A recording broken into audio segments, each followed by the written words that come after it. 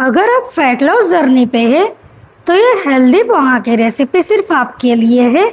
ये हेल्दी होने के साथ साथ बहुत टेस्टी होता है। इसे बनाने के लिए पोहा को धो के रखा है, उसमें नमक और हल्दी मिला लिया है।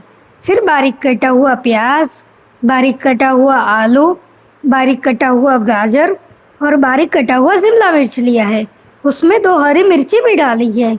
फिर बारीक चॉप किया हुआ टमाटर लिया है। उसके बाद रोस्टेड पीनट्स लिया है। उसके बाद साबुत लाल मिर्च और कटा हुआ करी पत्ता लिया है। उसके बाद राई, जीरा और सौंफ लिया है। अब हम गैस ऑन करेंगे, उसके ऊपर कढ़ाई रखेंगे, फिर उसे गर्म होने देंगे। उसमें 1 चम्मच जितना ऑयल डालेंगे। ऑयल को गर्म होने देना है। जब ऑयल अच्छे से गर्म होता है तो उसमें राई, जीरा और सौंफ डालना है और उसे अच्छे से क्रैकल होने देना है। जब ये अच्छे से क्रैकल होता है तो उसकी खुशबू पूरे घर में फैल जाती है। इसमें बहुत कम मसाले होते हुए भी ये बहुत ही टेस्टी लगता है। फिर उसमें हमें थोड़ी सी हींग डालनी है और फिर उसे अच्छे से मिक्स करना है। बाद में हमें करी पत्ता और साबुत लाल मिर्च डालनी है और फिर उसके बाद हमें रोस्टेड पीनट्स डालनी है। जब रोस्टेड पीनट्स उसमें डालते हैं तो उसके बाद आधी छोटे चम्मच जितना हल्दी पाउडर डालना है और जब हल्दी डालते हैं तो उसके बाद हमें मिक्स करके कटा हुआ आलू डालना है और फिर उसे अच्छे से मिक्स करना है।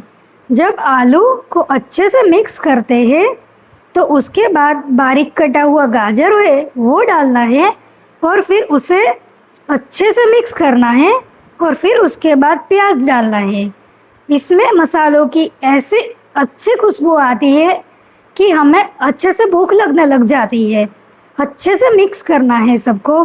फिर उसके बाद हमें कटा हुआ शिमला मिर्च डालना है और इसमें हमें पानी डालने की बिल्कुल ज़रूरत नहीं होती है क्योंकि उसमें अपना ही स्वाद होता है।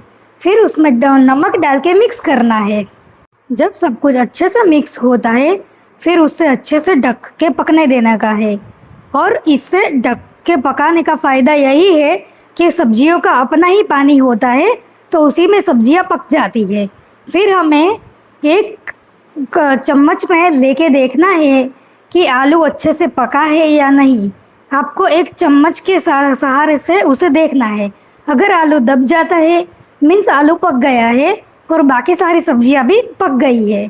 फिर उसमें टमाटर डालना है और उसे अच्छे से फिर से मिक्स करना है ताकि सारी सब्जियों का आपस में अच्छे से मिक्स हो जाए।